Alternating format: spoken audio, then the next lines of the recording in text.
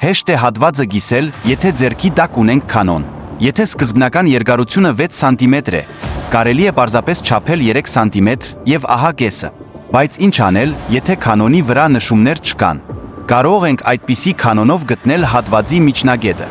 Ասեմ, որ կանոնը երկկողմանի է եւ թույլատրվում է անցկացնել ուղիղ, որը զուգահեռ է տրվածին, ինչպես նկարում է ցույց տրված։ Իսկ ուղղահայացներ կառուցել չի կարելի, դրա համար անկյունները գլորացնենք, որպեսզի չմոռանանք այդ կանոնի մասին։ Ինչպես միշտ կարելի է կառուցել ուղիղ, անցնող երկու տրված կետի միջով, կարելի է նշել նոր կետ ուղի վրա եւ այդպես շարունակ։ Ուրեմն, ինչպես գտնենք հատվածի կեսը։ Հուշումը էկրանին է։ Հեռացնենք ավելորդ գծերը եւ անցկացնենք ուղիղ, սպիտակ հատվածի աջ ծայրով։ Հասկացաք, թե ինչու էր մեզ դա պետք։ Կկառուցենք անկյունակցերի հատման կետը եւ ինչ է մնում անել։ Ճիշտ է, միացնել այն գողային կողմերի շարունակությունների հատման կետին։ Եթե դեռ կասկածներ ունեք մեթոդի համընդհանրական լինելու հարցում, նայեք անիմացիային։